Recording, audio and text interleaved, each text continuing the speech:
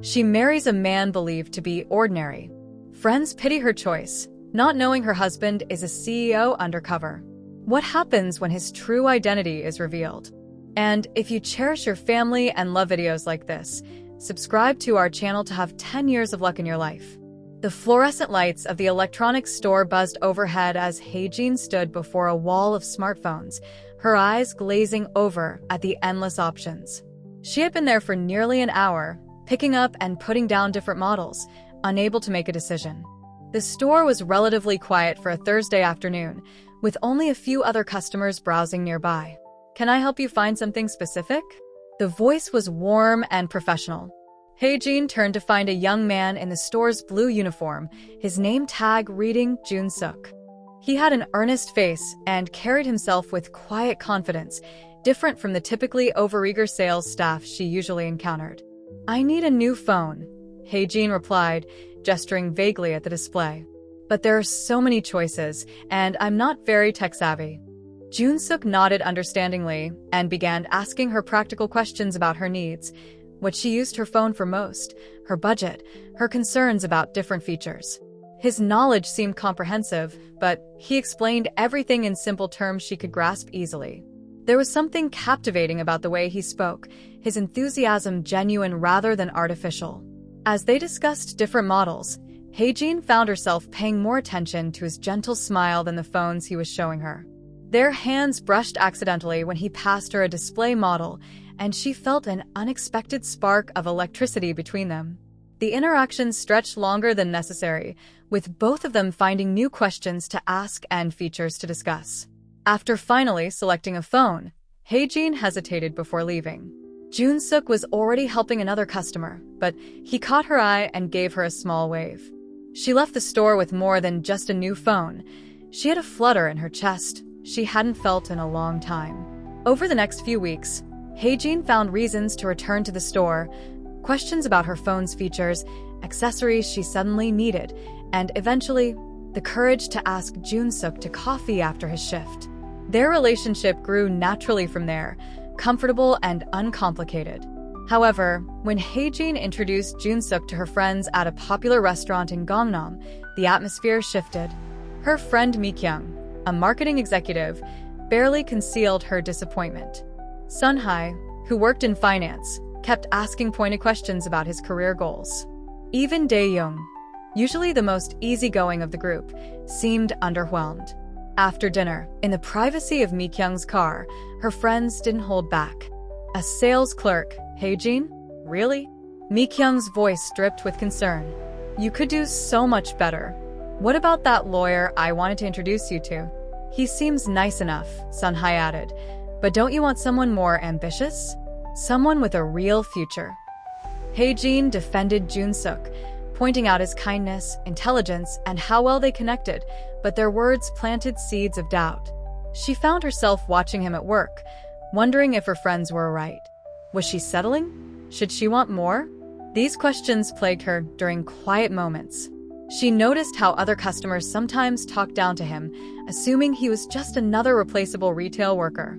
She saw the way some of her co-workers' eyes glazed over when she mentioned his job.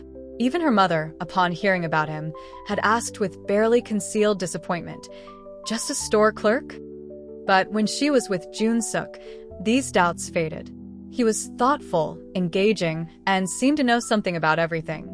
Their conversations ranged from technology to art, from social issues to personal dreams. There was depth to him that others missed, focused as they were on his current position. Still, the pressure mounted. Friends sent her job listings to casually share with him. Family members made comments about the importance of financial stability. Each well-meaning intervention chipped away at her certainty, even as she tried to ignore them. The meeting room of the CEO Wives support group was nothing like what Hae-jin had imagined. Located in a discreet office building in Gangnam, it felt more like an upscale living room than a formal meeting space. Crystal water glasses caught the afternoon light, and comfortable leather chairs were arranged in a welcoming circle. The women who gathered here weren't the stereotypical trophy wives she'd expected. They were accomplished professionals in their own right, many juggling careers alongside their roles as partners to high-profile executives. Hae-jin had discovered the group through a carefully worded online advertisement, and after learning about Jun-suk's true identity, she felt desperate for guidance. She sat quietly at first, absorbing the conversations around her. These women discussed challenges she'd never considered: managing public appearances, dealing with media scrutiny, balancing privacy with social obligations. Min-ji, a former television producer turned philanthropist, noticed Hae-jin's hesitation and moved to sit beside her. First time, she asked warmly. "I remember my first meeting. I felt just as overwhelmed." Min-ji's designer outfit was understated but immaculate, her manner both polished and approachable. Over coffee after the meeting, Min-ji shared her own story. She'd met her husband when he was still building his software company, working out of a tiny office in Bucheon. "Everyone thought I was crazy," she admitted, stirring her Americano. "Dating a man who spent 18 hours a day coding, living on instant ramen. My parents were convinced I was throwing my life away." Meanwhile, across the city, Jun-suk sat in his real office, a sleek, modern space on the top floor of a corporate tower. The contrast between this environment and the electronics store where he spent part of his week couldn't have been starker. His assistant delivered the latest financial reports while he reviewed presentations for upcoming investor meetings. The pressure from investors was mounting. They wanted more than just steady growth. They demanded innovation, disruption, something to justify their faith in his leadership. The latest project proposals lay spread across his desk: ambitious plans for artificial intelligence integration that could revolutionize consumer electronics. The board expects concrete results by next quarter, his CFO reminded him during their morning meeting. The American investors are getting restless. They want to see something revolutionary, not just incremental improvements. Jun-suk nodded, feeling the weight of expectations on his shoulders. He'd built his company from nothing, starting with a single innovative algorithm he developed in university. Now, hundreds of employees depended on him, and millions of users trusted his products. The simple joy he found working in the electronics store, helping people like Hae-jin, staying connected to real customers, felt like a luxury he might have to sacrifice. Through her new friendship with Min-ji, Hae-jin began to understand the complexity of life at the top. Min-ji described the delicate balance required: maintaining privacy while living in the public eye, supporting ambitious partners while preserving one's own identity, handling the constant scrutiny of business associates and competitors alike. "The hardest part isn't the social obligations or the public appearances," Min-ji explained during one of their private lunches. "It's watching them carry the burden of responsibility. Every decision affects so many lives: employees, shareholders, customers. The stress can be overwhelming." Jun-suk felt this pressure acutely as he reviewed the latest market analyses. His company's stock price had plateaued, and competitors were closing the gap in key technology areas. The board was pushing for aggressive expansion into new markets, but he worried about moving too fast, potentially compromising the quality that had built his reputation. The duality of his life was becoming harder to maintain. At the store, he could focus on individual customers, solve simple problems, and feel the immediate satisfaction of helping people. But in his CEO role, every decision rippled outward, affecting thousands. The weight of these responsibilities began to show in subtle ways: the late-night calls he had to take, the distracted looks during dinner dates, the growing stack of documents he reviewed during what should have been leisure time. Hae-jin noticed these changes, but didn't yet understand their full significance. Through the support group and Min-ji's mentorship, she was beginning to glimpse the complexity of the world she was entering. Each woman in the group had her own story of adaptation, of learning to navigate this high-stakes environment while maintaining authenticity and personal relationships. The strain in Jun-suk's and Hae-jin's relationship began to show in subtle ways. Late-night dinner cancellations became more frequent, and their weekend plans were often interrupted by urgent business calls. Jun-suk would apologize profusely, his exhaustion evident in the dark circles under his eyes and the tension in his shoulders. One particularly late evening, Hae-jin found herself sitting alone at an upscale restaurant in Apgujeong, the elaborate meal she'd planned growing cold. Jun-suk had texted an hour earlier about an emergency board meeting. She understood, or at least she tried to. but the empty chair across from her felt like a growing chasm in their relationship. When they did manage to spend time together, Jun-suk's phone would buzz constantly with notifications. He tried to ignore them, but Hae-jin could see how each ignored message increased his anxiety. During one rare, quiet moment in his apartment, she finally gathered the courage to address the elephant in the room. "What's really driving you?" she asked, watching him review documents even during their movie night. "You're working yourself to exhaustion, but for what?" Jun-suk set down his tablet, running a hand through his disheveled hair. For a moment, he seemed to debate how much to share. Then, like a dam breaking, he began to speak about his dreams. He described a vision of technology that could transform lives, not just make profits. He talked about artificial intelligence that could help elderly people live independently longer, systems that could make education more accessible to underprivileged communities. "I don't want to just sell phones or tablets," he explained, his eyes lighting up with passion. "I want to create technology that makes a real difference. But innovation takes time, resources, and constant attention. Every delay, every setback means someone who could be helped has to wait longer." Hae-jin found herself moved by his sincerity. This wasn't about money or status. It was about creating meaningful change. She reached for his hand, squeezing it supportively. "Then let me help," she said. "You don't have to carry this burden alone." Her support meant more than she realized. Jun-suk had grown accustomed to hiding his struggles, maintaining a stoic facade for his employees and investors. Having someone who understood his genuine motivations, who saw beyond the CEO title to the dreamer beneath, was a relief he hadn't known he needed. However, the external pressures continued to mount. Investors demanded faster results, competitors announced rival products, and the media scrutinized every company decision. Jun-suk's workdays grew longer, often stretching into the early morning hours. He'd catch a few hours of sleep on the office couch, wake up, and dive straight back into meetings and development reviews. Hae-jin tried to adapt to this new rhythm. She'd bring home-cooked meals to his office, creating small moments of normalcy in his chaotic schedule. She learned to read his moods, knowing when to offer support and when to give him space to work through challenges. But she also worried about the toll this lifestyle was taking on him. The pressure peaked during a crucial development phase for their new AI project. Jun-suk barely slept for days, surviving on coffee and determination. When Hae-jin found him passed out at his desk one morning, she put her foot down. She forced him to take a weekend off, booking a small pension in the countryside where his phone barely had reception.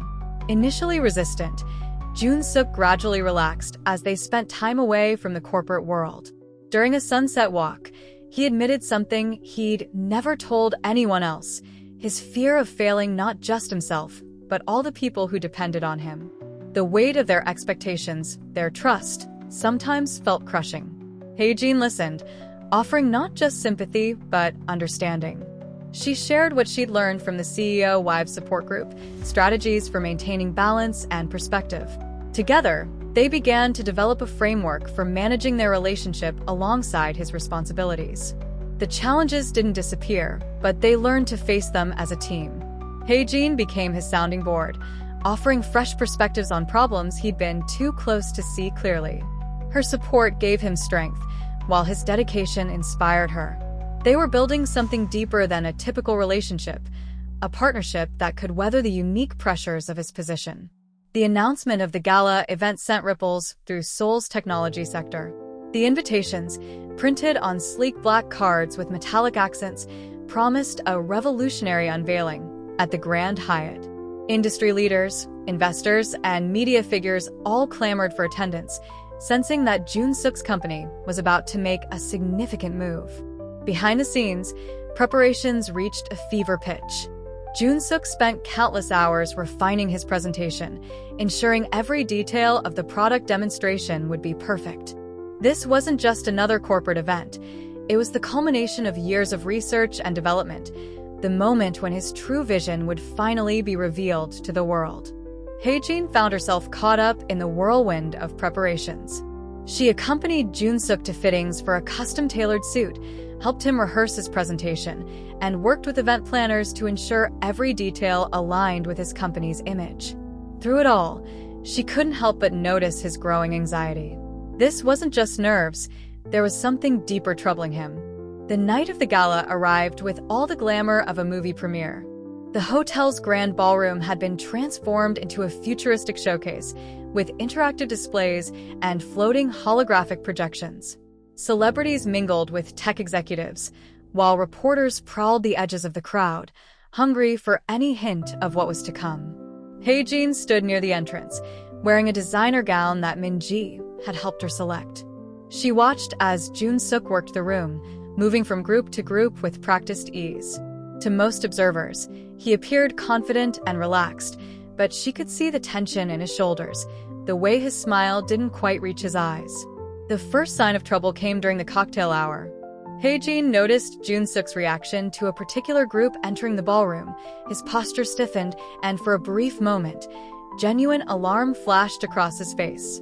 The newcomers were led by a man in his 40s, impeccably dressed in a European suit. He carried himself with the same confidence as Jun-suk, but there was something predatory in his smile. Ri Minho, Mini Visper. Ed to Hae-jin, noticing her questioning look. He used to work with Jun-suk years ago, before the company took off. There's history there. The atmosphere in the room shifted subtly. Various executives and investors began gravitating toward Minho, who held court near the bar. His laughter carried across the room, just loud enough to be noticeable, but not quite inappropriate. Every so often, his eyes would drift to Jun-suk, watching, waiting. As the time for the presentation approached, Jun-suk disappeared backstage to make final preparations. Hae-jin wanted to follow, to offer support, but she knew this was his moment. Instead, she found herself drawn into conversation with various guests, each trying to gauge her knowledge of the upcoming announcement. The lights dimmed, and a hush fell over the crowd. Jun-suk took the stage, his presence commanding attention. He began his presentation with confidence, outlining his company's journey and vision. But just as he was about to reveal the main announcement, a voice cut through the silence. Quite a change from our university days, isn't it, Jun-suk? Minho's voice carried clearly across the room. Remember when we used to dream about changing the world?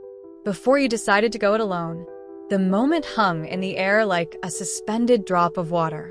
Jun-suk paused, his composure wavering for just a fraction of a second.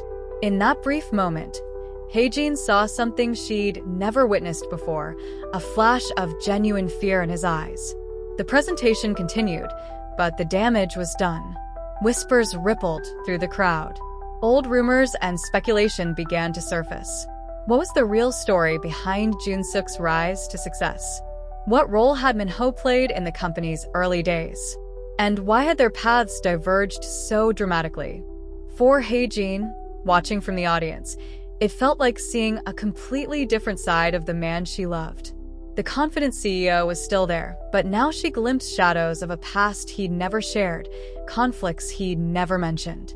The distance between them suddenly felt vast, filled with unspoken histories and untold stories. The aftermath of Minho's interruption hung heavy in the air as Jun-suk continued his presentation. Despite maintaining his professional composure, the subtle tremor in his voice betrayed his unease.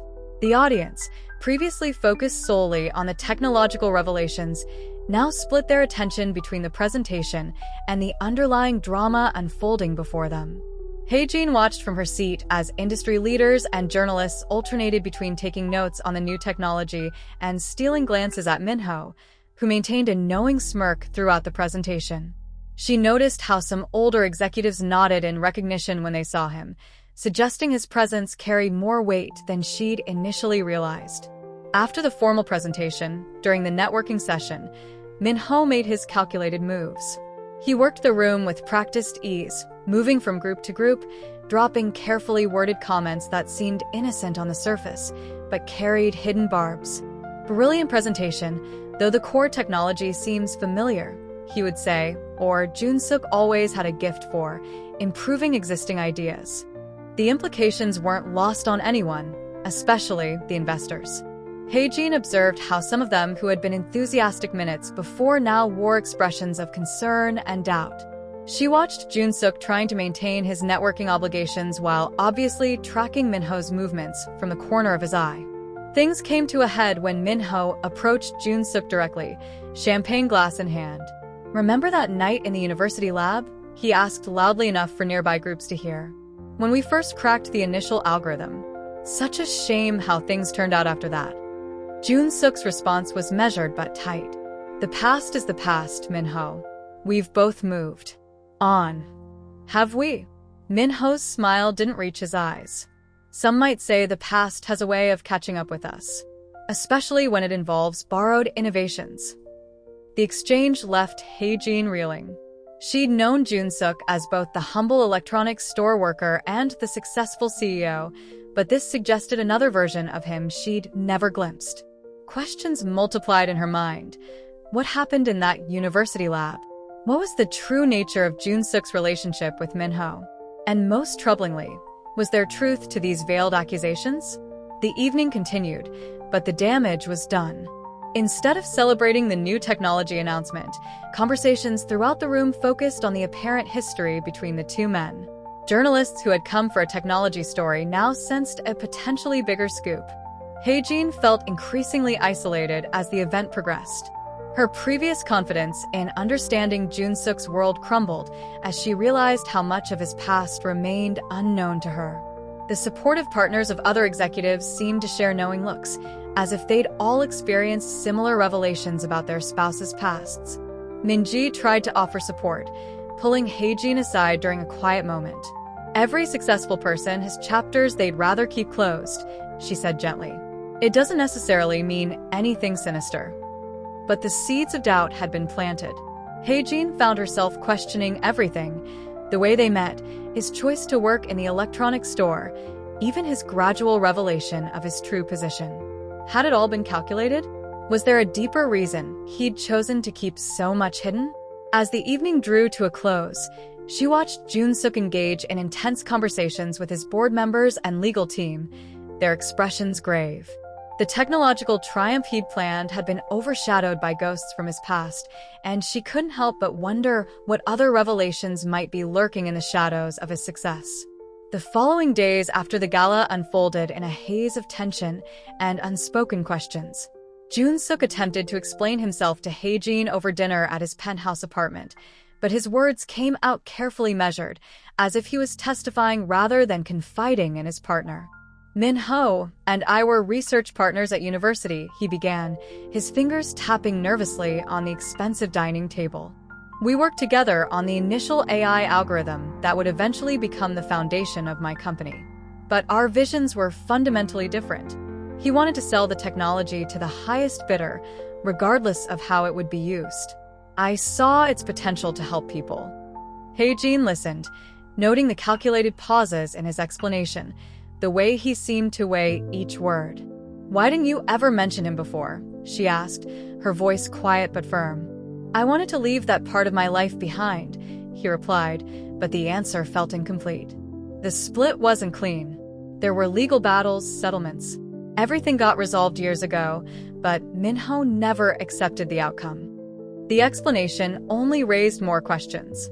Hae-jin found herself reaching out to Min-ji the next day, meeting her at a quiet cafe away from the business district. Min-ji listened to her concerns while stirring her untouched coffee.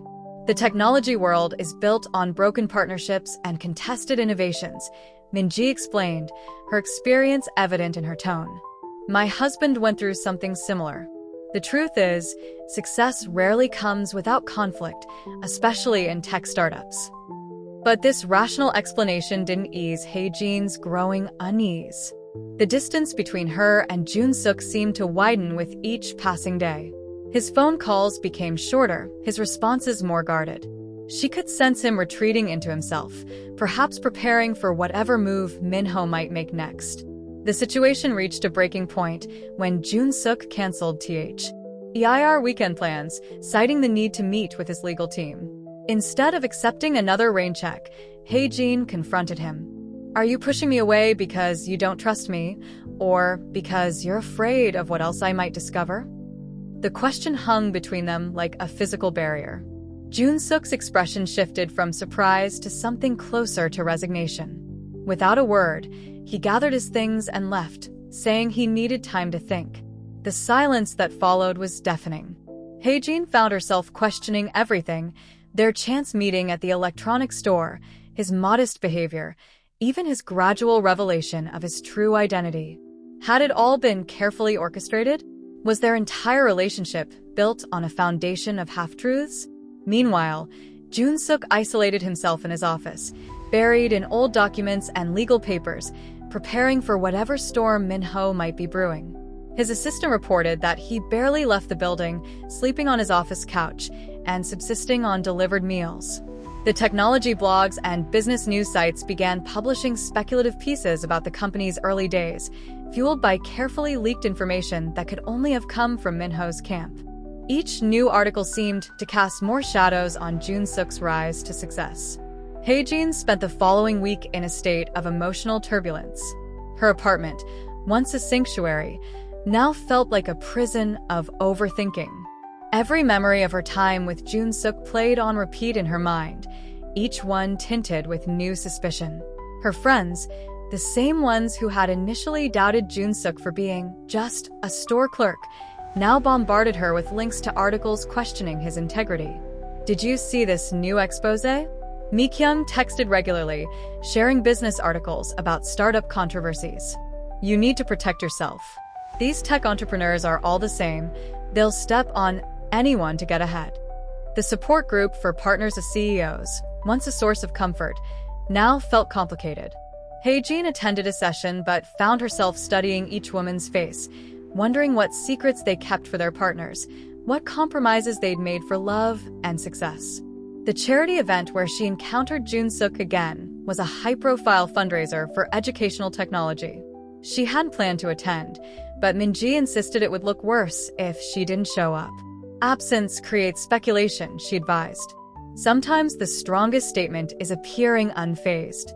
The ballroom of the Four Seasons was filled with Seoul's elite, but Hae-jin felt the weight of curious glances and whispered conversations. She maintained her composure, channeling the poise she'd learned from observing other CEO partners. When Jun Suk entered, the room's energy shifted noticeably.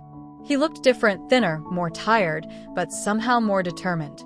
Their eyes met across the room, and for a moment, everything else faded away. The connection they'd first felt in the electronics store was still there, buried under layers of complications.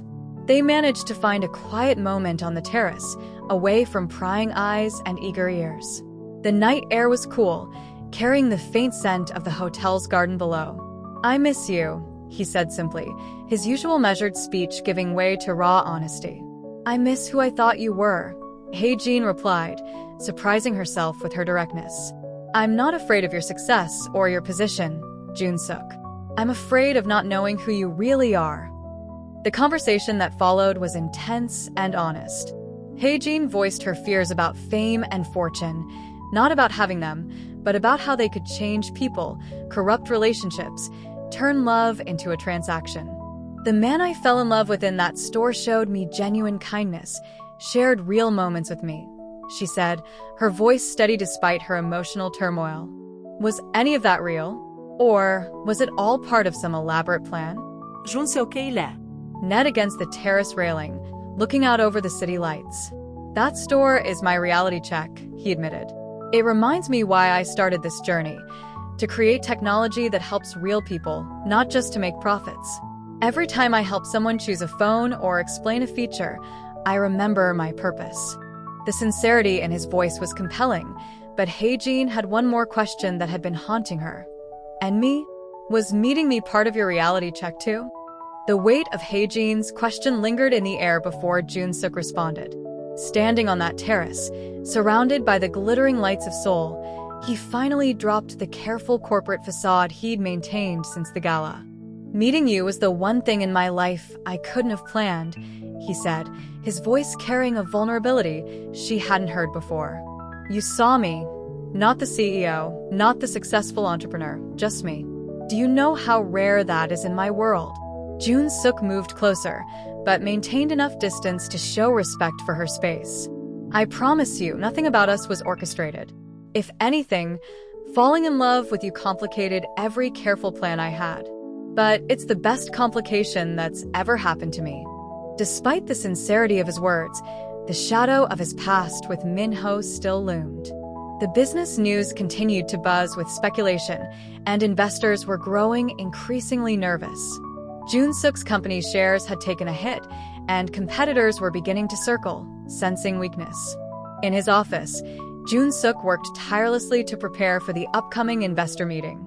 His team had assembled a comprehensive presentation detailing the company's innovation pipeline, but he knew the real challenge would be addressing the questions about his past. The investors would want more than just technical specifications and market projections.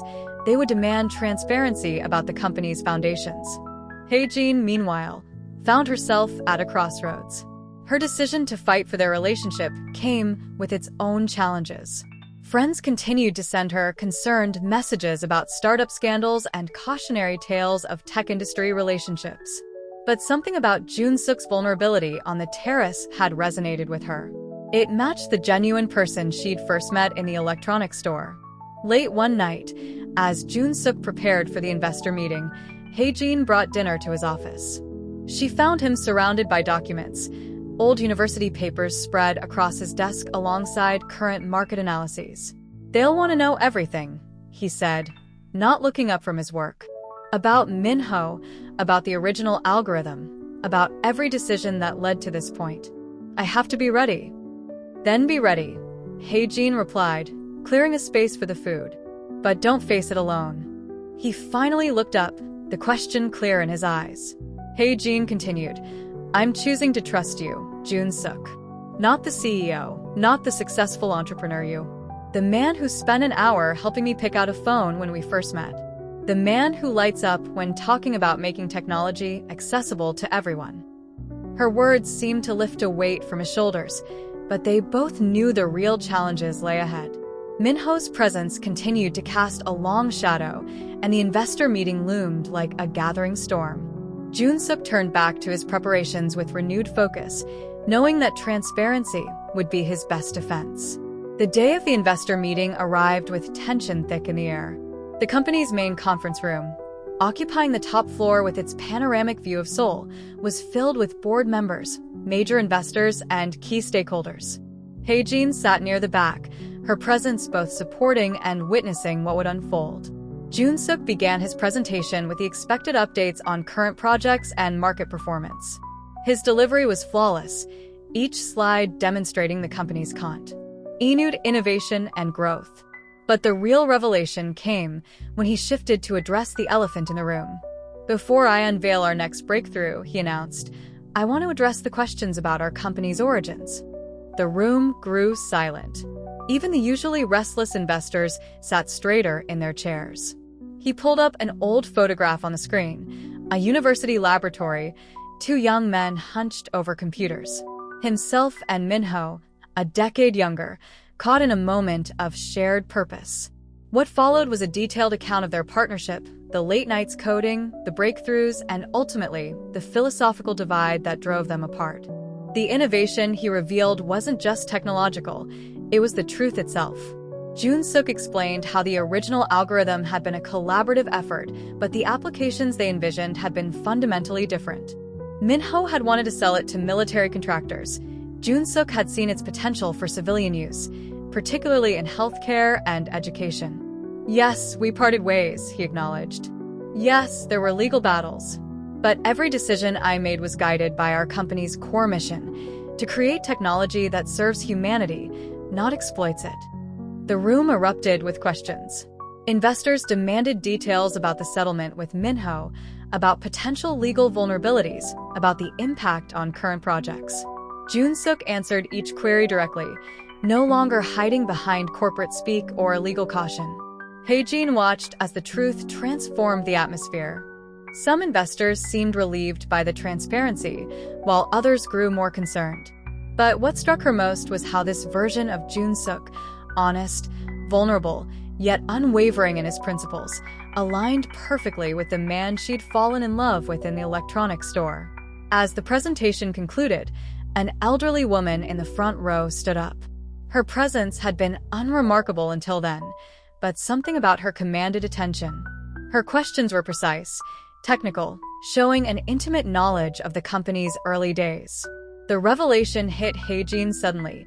She recognized this woman from her support group, though she'd always kept to herself. The pieces began falling into place, painting a picture she hadn't expected.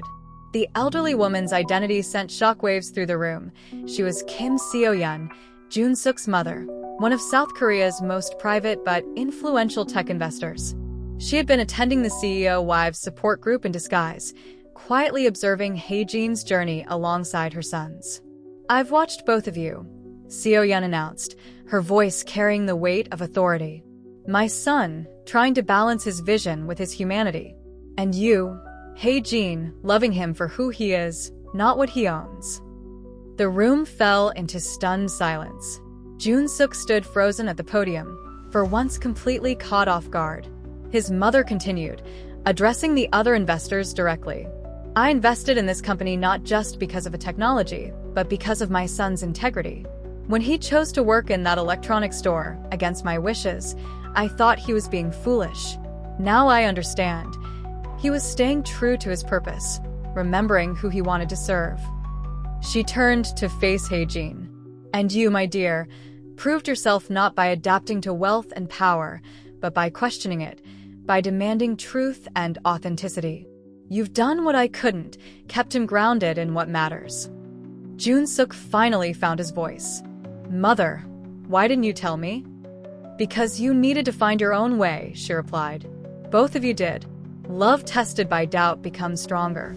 Truth revealed by choice, not force, becomes wisdom." The revelation transformed the investor meeting into something more profound. The questions about Minho and the company's origins faded in importance compared to this demonstration of leadership and character. The stock price, which had been projected on a screen behind Jun-suk, began to climb as the market responded to the unexpected display of corporate transparency and family integrity. For Hae-jin, the pieces finally fit together. The mysterious woman in the support group, who always seemed to watch her closely. The way certain doors had opened easily, certain connections had formed naturally. But rather than feeling manipulated, she felt understood. Seo-yeon had given them space to build something real, while quietly ensuring they had the support they needed. In the aftermath, Jun-suk and Hae-jin found themselves on his office balcony, the city lights spreading below them like stars. "I'm sorry I didn't tell you about my mother," he said softly. "Though apparently, you knew her better than I realized." Hae-jin smiled, taking his hand. "We all have our secrets," she replied. "What matters is what we choose to do with them." The story of their love had become more than just a romance between a shopkeeper and a customer, or even a CEO and his partner. It was a testament to authenticity in a world of appearances, to choosing truth over convenience, to finding love that transcends social expectations and corporate politics. As they stood together, watching the city below, both understood that their journey had only begun. There would be more challenges, more secrets to unravel, more truths to face. But they would face them together, stronger for having been tested, clearer for having chosen honesty, and richer for having found love that valued the person beyond the position. The end of their beginning had arrived, but their real story, one of partnership, growth, and authentic love in the complex world of power and technology, was just starting to unfold.